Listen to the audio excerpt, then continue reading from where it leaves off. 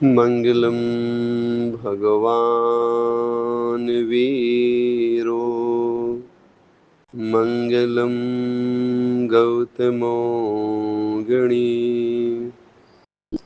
मंगलम कुंद कुंदादयो जैन धर्मोस्तु मंगलम सर्वमंगलमांगल्यम सर्वकल्याणकारकं प्रधानं सर्वधर्माणां जैनं जयतु शासनम्। नमः श्रीवर्धमानाय निर्धूतकलिलात्मने सालोकानां त्रिलोकानां यद्विद्यादर्पणायते। पंच परमेष्ठी भगवान की जय। परम पूज्य आचार्य गुरुवर विद्यासागर जी महाराज की जय। परम पूज्य आचार्य श्री 108 समय सागर जी महाराज की जय।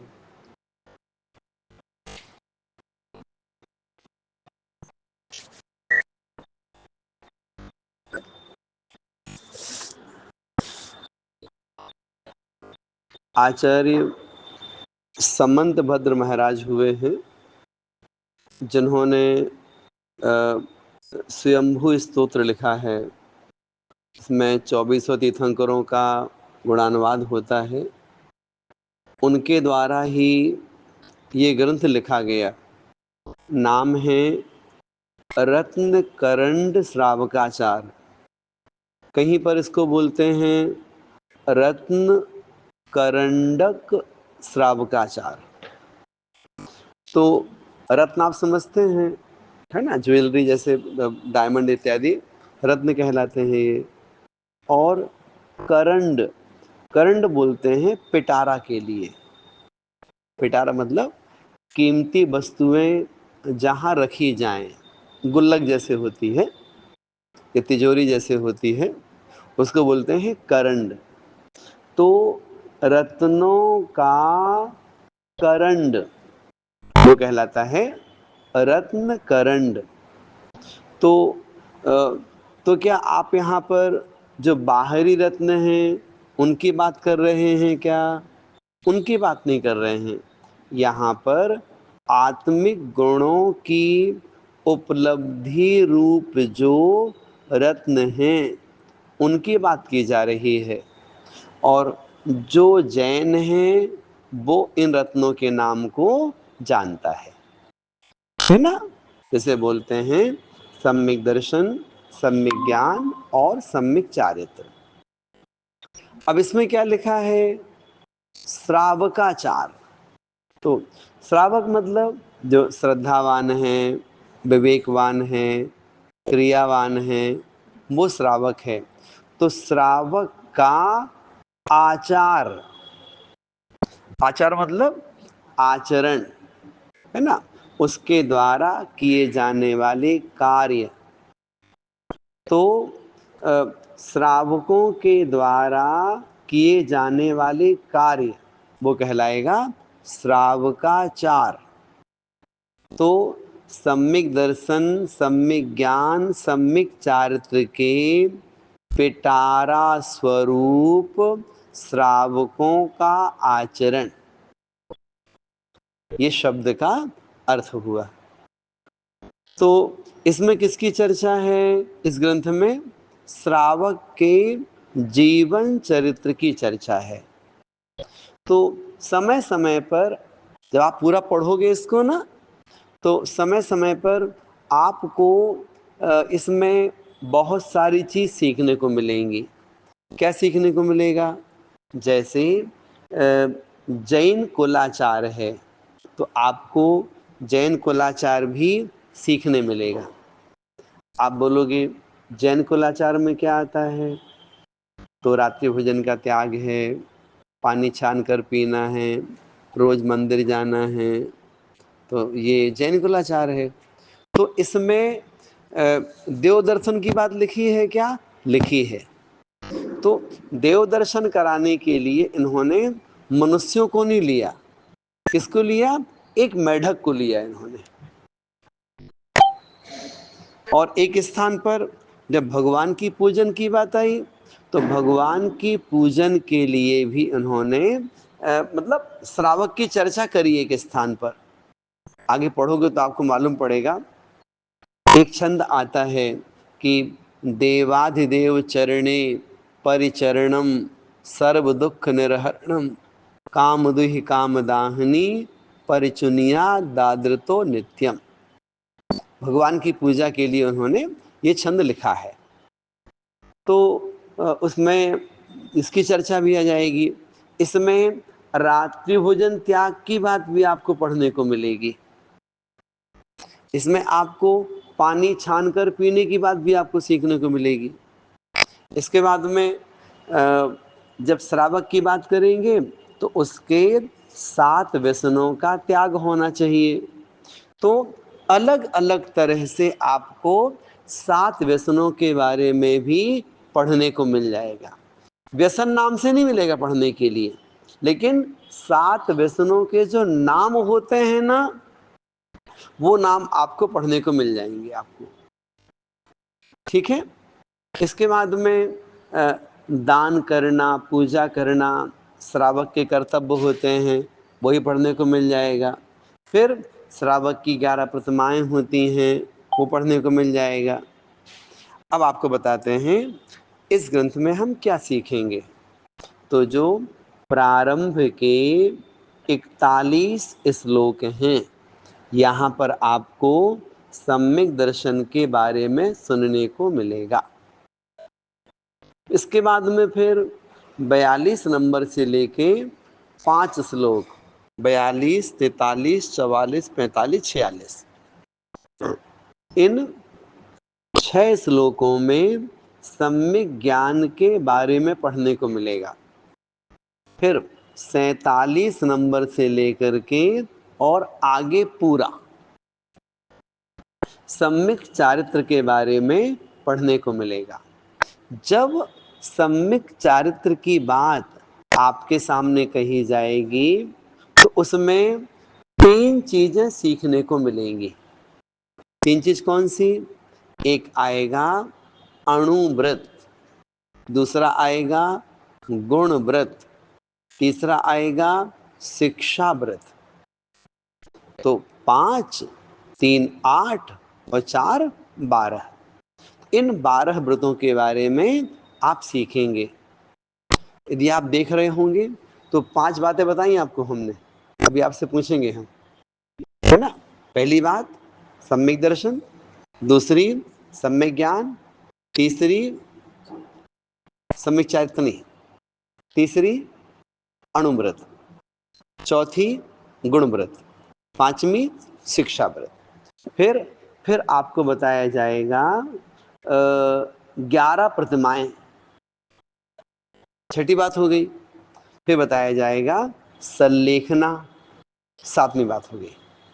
तो इस ग्रंथ में 7 अधिकार हैं। इन 7 अधिकारों के माध्यम से आप पूरा विषय सीखेंगे। समझने की बात क्या है? समझने की बात यह है जो घर में रह कर के धर्मानुसार जीवन जीना चाहते हैं उन्हें इस ग्रंथ का अध्ययन करना चाहिए। जैसे कि ग्रंथ है तत्वार्थ सूत्र, उसमें 7वां अध्याय आता है। तो 7वें अध्याय में श्रावकों के जीवन चरित्र के बारे में बताया गया, मीन्स 12 व्रतों की चर्चा की गई है। ठीक है ना। तो वैसे इसमें क्या है, पूरे ग्रंथ में कभी सम्यक दर्शन, कभी सम्यक ज्ञान, कभी सम्यक चारित्र, इन सब के बारे में हमें सीखने को मिलेगा। तो प्रारंभ करते हैं वैसे आज से, है ना। समय का ध्यान तो सब रखेंगे ही। आइएगा, मंगलाचरण हमने किया है, एक बार पुनः बोलते हैं। एक एक चरण बोलेंगे, आप दोहराइएगा। नमः श्री वर्धमानाय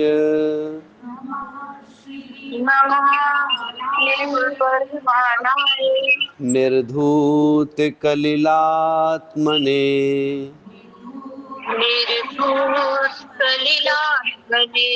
सालोकानां त्रिलोकानां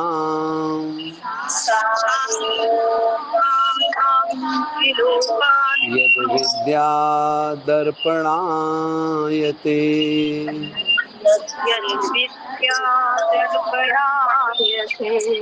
बहुत बढ़िया। उच्चारण एक बार सुन लेते हैं। शिल्पी जी बोलो।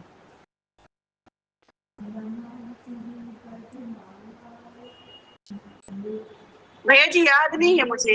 नहीं कोई बात मैं आपको बोलूंगी इस पर। नहीं, यहाँ शिल्पी जी सामने बैठी हैं पर। अच्छा जी।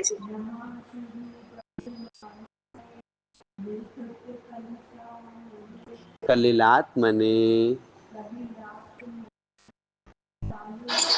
भैया जी वो य से जो लिखा है वो एक बार पढ़ के बता दीजिए। पढ़ लिया आपने? ठीक है। देखो, जो आपने बोला था ना, हमें बताना पड़ेगा सबको बार बार, है ना। इसमें कोई बुरा नहीं मानेगा। सिखाने के लिए हम मतलब टोक सकते हैं कि ऐसा नहीं ऐसा बोलो, ठीक है। हाँ, तो शब्द है निर्धूत। क्या बोलोगे, है ना, ये ध्यान रखिएगा। हाँ, अब जो आपने बोला ना, तो जो नीचे की पंक्ति है ना, उसका अपन इनसे बोल रहे हैं। नीचे की पंक्ति है, यहाँ लिखा है यद, है ना, जो दा है, दा हलंत हो जाएगा तो यद, फिर वा, तो वा में ई की मात्रा वी हो जाएगा तो विद्या, यद विद्या, यद विद्या दर्पणायते। ठीक है, जिन्होंने पूछा था। मैंने पूछा था भैया जी। ठीक है, आगे समझ। चलिए, अर्थ किया जा रहा है। जैन धर्म की ये सबसे बड़ी महानता है कि पहले श्रद्धान की बात करते हैं, फिर आगे की बात करते हैं। जैसे ळमोकार मंत्र में पहले ळमो शब्द का प्रयोग किया, बाद में अरिहंताणम कहा। क्यों कहा? नमस्कार हो, मतलब आपका श्रद्धान बनना चाहिए, है ना, अरिहंतों को। वैसे यहाँ कह रहे हैं नमः, नमस्कार हो, किसके लिए? श्री वर्धमानाय। वर्धमान अर्थात भगवान महावीर स्वामी के लिए नमस्कार हो। दीपावली के समय आप लिखते हैं ना, है ना, श्री महावीराय नमः। थोड़ा संस्कृत बताएंगे आपको। लिखा है वर्धमानाय, कहाँ बनेगा? ये चतुर्थी का एक वचन है।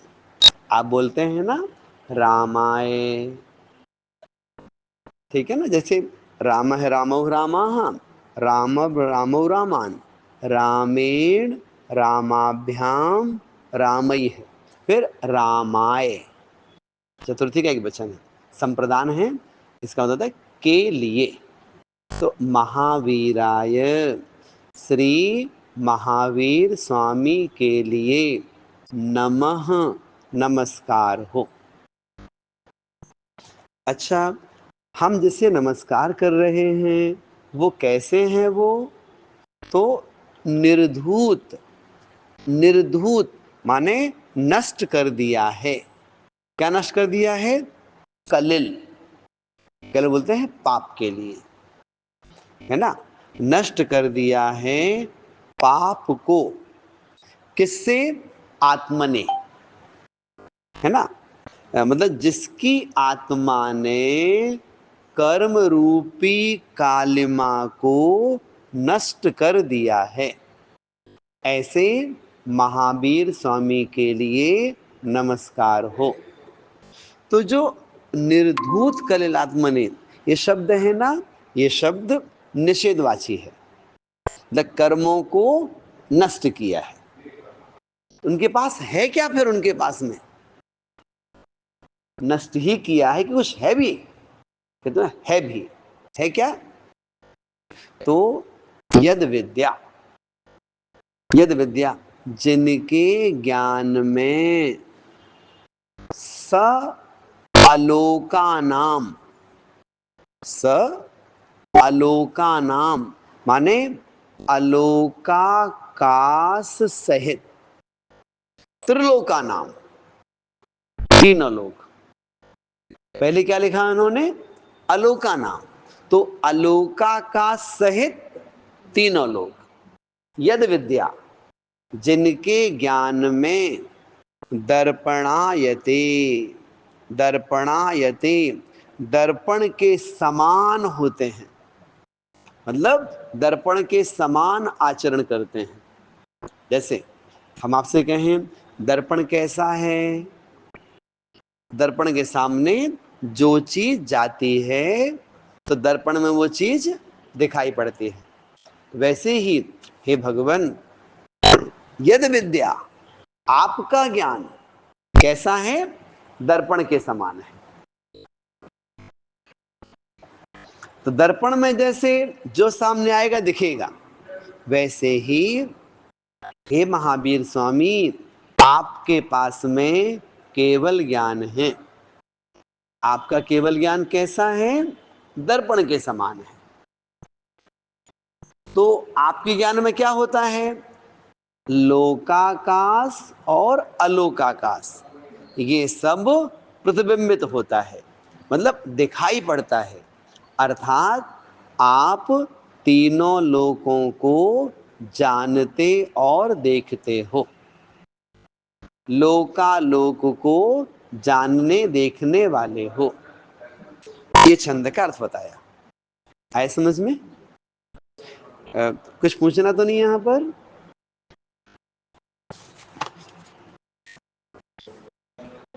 नहीं भैया भी। ठीक है, हमें प्रवचन नहीं करना है यहाँ पर, हमें केवल छंद और अर्थ बताना है, ठीक है ना?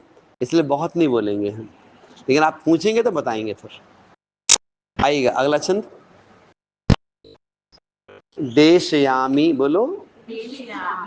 समीचीनम, समीचीनम धर्मम, धर्मम कर्म, कर्म निबर्हणम, निबर्हणम निबर्हणम, निबर्हणम संसार दुःखतः सत्वान यो धरत्युत्यमे, धरत्युत्यमे सुखे।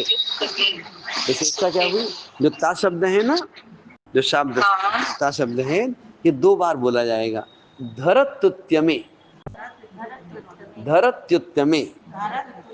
हाँ, ये द्वित्व हो गया ना यहाँ पर, ये क्योंकि वो उसके बिना लय भी नहीं आएगी और विषय भी नहीं आएगा सही। नहीं नहीं, हलंत है ना, देखो हलन 2 बार आएगा। जैसे आप बोलते हैं ना तत्व, तत्व, और दोनों ता कैसे हैं? वो दोनों हलंत वहां पर है। तो वो तो नहीं, वहां 2 हैं, वहां 2 ही लिखे रहते हैं। अगर एक लिखा तो गलत लिखा है वो, लेकिन यहाँ पर एक ही है, लेकिन बोलने में वैसा आएगा। अगर आप तत्व देखोगे ना, देखोगे निर्वाणी में, देशयामि समीचीनम धर्मम कर्म निबर्हणम संसार दुःखतः सत्वान् यो धरत्युत्तमे सुखे। तमे सुखे। हाँ रेशमा जी बोलो आप। जी बिल्कुल। देशयामि समीचीनं धर्मं कर्मनिबर्हणं संसारे दुःखता सत्त्वान् योधरुत्युक्त में सुखे। बहुत बढ़िया। आइएगा, अब हमें क्या सिखाया जाएगा यहाँ पर? अब बताया जा रहा है कि ये जो ग्रंथ है ना, इस ग्रंथ में हम आपको क्या बताएंगे? इस ग्रंथ में आपको हम धर्म की बात करेंगे। तो धर्म की अनेक परिभाषाएं शास्त्रों में आती हैं। उन परिभाषाओं में एक परिभाषा है रैणतय धम्मो, मतलब रत्नात्रय धर्म है। उसकी परिभाषा, वो चीज आपके सामने कही जाएगी। तो पहली गाथा में मंगलाचरण हुआ है। इस गाथा में अब ये प्रतिज्ञा कर रहे हैं, मीन्स संकल्प कर रहे हैं। क्या संकल्प कर रहे हैं? इस ग्रंथ में हम आपको क्या पढ़ाएंगे या क्या बताएंगे या क्या लिखेंगे। तो देशयामी, देशयामी कथयामी, कथयामी मैं कहता हूं। आप समझते होंगे ना, जैसे पठामी मैं पढ़ता हूं, ये कौन सा पुरुष आएगा? ये उत्तम पुरुष का एक वचन है। समझ गए ना? है ना? तो देशयामी मैं कहता हूं, मैं मतलब आचार्य समंतभद्र महाराज यहां पर कह रहे हैं कि समीचीनम धर्मम देशयामी, मैं समीचीन धर्म को कहता हूं। ठीक है ना? समीचीन धर्म कैसा है? कर्म निवर्हणम, हम उस धर्म की बात करेंगे जो कर्मों को नष्ट करने वाला है।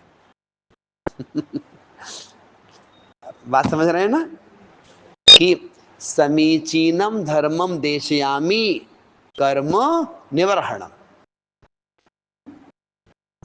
कर्मों को नष्ट करने वाला समीचीन धर्म, उसको मैं कहता हूं।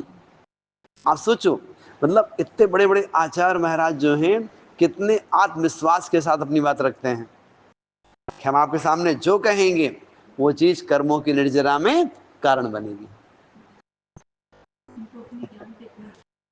उन्हें ज्ञान परंपरा पर, हाँ, मतलब देखो, खुद का ज्ञान तो होते ही नहीं है,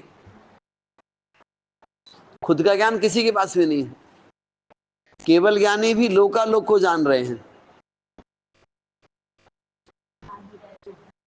समझ रहे हैं ना? इसलिए, और जो आचार्य हैं उनको सब परंपरा से प्राप्त हुआ है। धर्म तो अनादि अनिधन जैसा है वैसा ही है। ध्यान रखिएगा, तीर्थंकर भी धर्म के कर्ता नहीं होते। तीर्थंकर केवल ज्ञानी, वो अर्थकर्ता होते हैं, ग्रंथकर्ता कोई नहीं है। समझा ध्यान से? हर कोई अर्थ करता है। ऐसे आई हैं, लिखे गए ना। लेकिन जैसे आचार्य कुंद कुंद महाराज ने ग्रंथ लिखे तो अपनी बुद्धि से लिखे क्या? नहीं नहीं, अपनी बुद्धि से लिखे क्या? उनको ज्ञान कहाँ से मिला?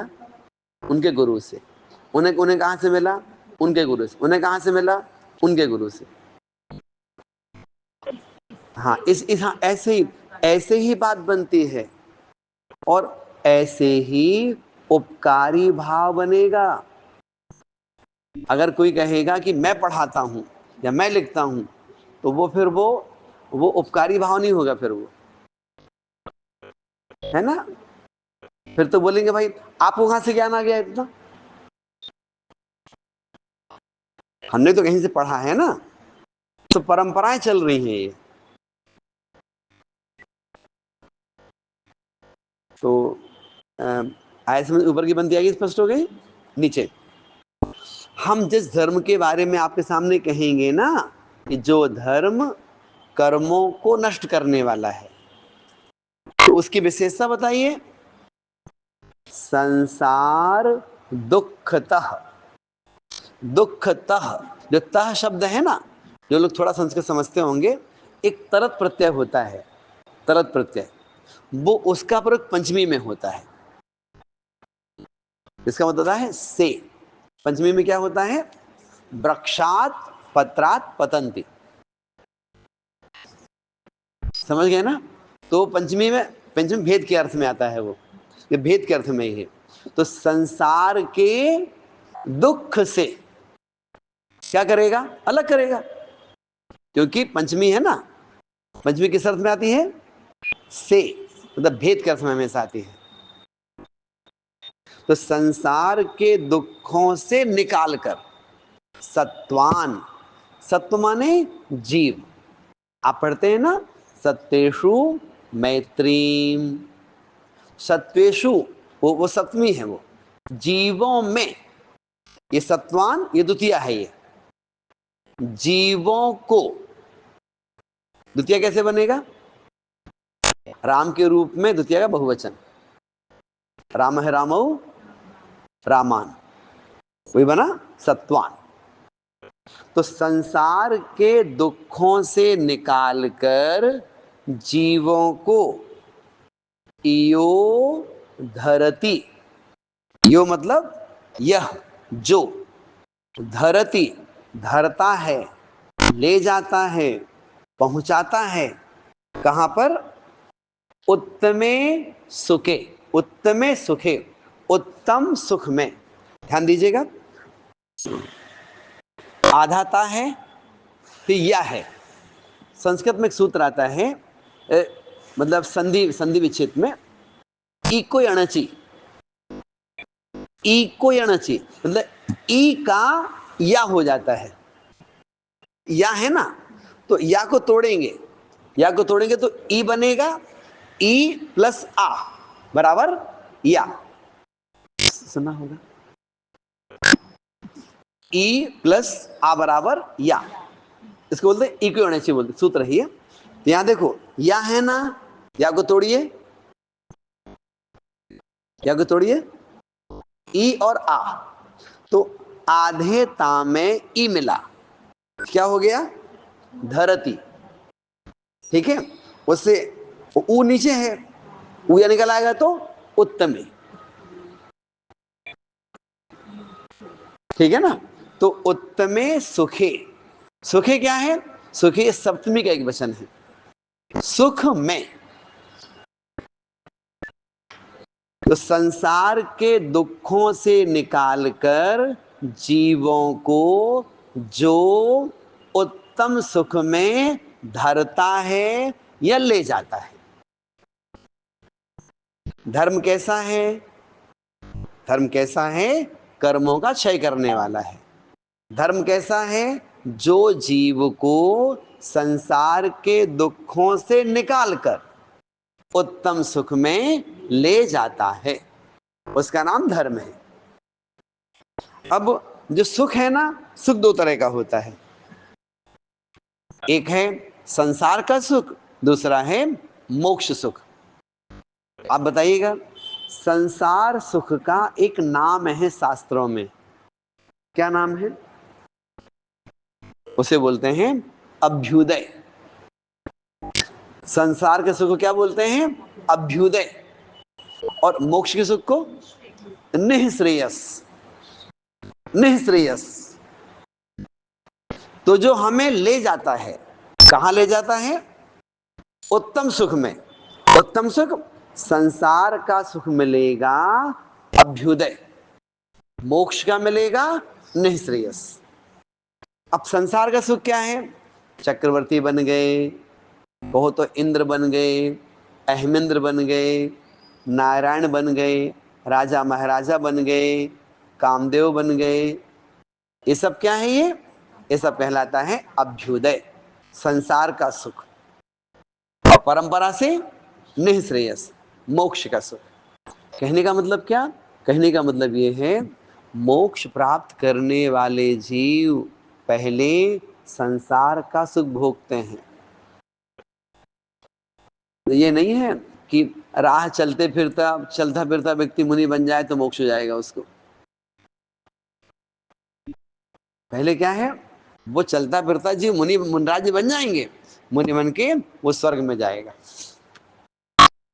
वहां उसको वैभव मिलेगा, वहां से आके फिर राजा महाराजा बनेगा, फिर सब त्याग करके मुनिवराज बन के मोक्ष जाएगा। फिर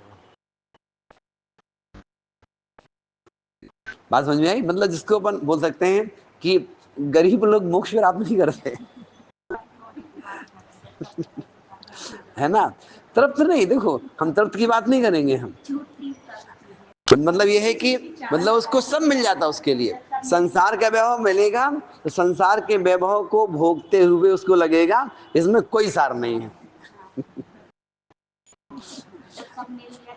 नहीं तृप्ति नहीं, फिर आपसे कह रहे हैं मेरी बात समझो, तृप्ति नहीं विरक्ति बोलना पड़ेगा आपको। संसार के सुखों को भोगते हुए उसको लगेगा इसमें सुख नहीं है, उसको विरक्ति होगी। हाँ सुख दिखता है उसमें, दिखता है, वो छोड़ता फिर वो, क्योंकि मोक्ष जहां जाना है वहां से लौट के अब अनंत काल बाद भी नहीं आ पाओगे, इसलिए पहले देख लो संसार अच्छा लगता कि नहीं लगता और जब भोगों में फंस जाता है फिर संसार का चक्र शुरू हो जाता है उसका। फिर छंद करते स्पष्ट हुआ? सदृष्टि ज्ञान वृत्तानि धर्मम धर्मेश्वरा विदुः यदि प्रत्यनीकानि भवन्ति भव पद्धति।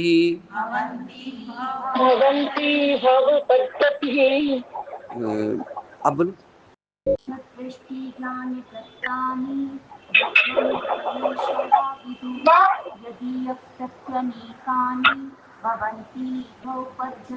बहुत सुंदर, देखो ध्यान दीजिएगा।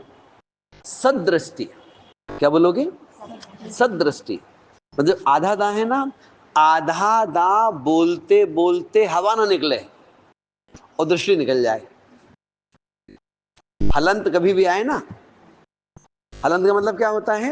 हलंत का मतलब है वो अक्षर बोलो और श्वास बाहर ना निकले और अगला शब्द निकल जाए तो हलंत कहलाएगा। फिर वो अगर श्वास निकल गई तो वो दा पूरा हो जाएगा फिर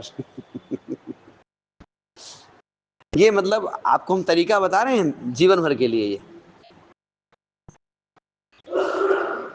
सदृष्टि, सत माने समीचीन, दृष्टि मतलब दर्शन, मतलब सम्यक दर्शन, ज्ञान सम्यक ज्ञान, वृत्त माने चारित्र सम्यक चारित्र, धर्मम धर्म है। आपने बताया था ना समीचीन धर्म को बोलेंगे। समीचीन धर्म क्या है? रत्नात्रय। तो रत्नात्रय धर्मम, रत्नात्रय धर्म है। अच्छा इस धर्म को किसने कहा? आप सोचो। समंतभद्र महाराज दूसरे छंद में क्या बोल रहे हैं? देस्यामि समीचीनम धर्मम, मैं समीचीन धर्म को कहूंगा, लेकिन उनकी हिम्मत नहीं बढ़ी कि मैं कहूंगा। क्या बोल रहे हैं? रत्नात्रय धर्म है। किसने कहा इसको? धर्मेश्वरा विदुः, विदु मतलब कहते हैं, ठीक है ना? कौन कहते हैं? धर्मेश्वरा। अब बताइए धर्म के ईश्वर कौन है? तीर्थंकर हैं जी। आपने जो प्रश्न किया था आए समझ में ना समंतभद्र महाराज भले उन्होंने कहा कि मैं कहता हूं, लेकिन वो खुद नहीं कह रहे हैं। वो क्या बोल रहे हैं? धर्म के ईश्वर तीर्थंकर विदुः कहते हैं। क्या कहते हैं? रत्नात्रय धर्म है। स्पष्ट हुआ? और यदि, यदि माने जिनके, जिनके प्रति अनीकानी, प्रत्यनीकानी, प्रति अनीकानी, अनेक बोलते हैं विपरीत के लिए। तो जिनके विपरीत, किनके विपरीत, किनके विपरीत? सम्यक दर्शन, सम्यक ज्ञान और सम्यक चारित्र। हाँ पीछे, इनके विपरीत क्या होगा?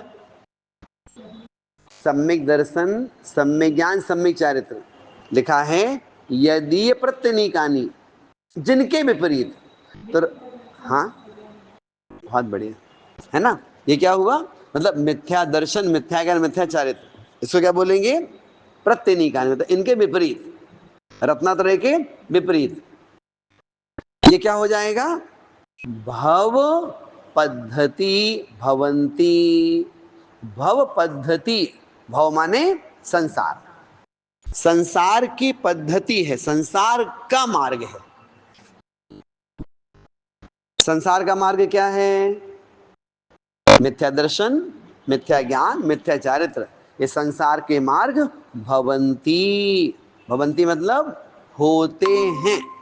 भवती, भवतः, भवंती, प्रथमा का बहुवचन है। ठीक हुआ? बोधि समाधि परिणाम शुद्धि।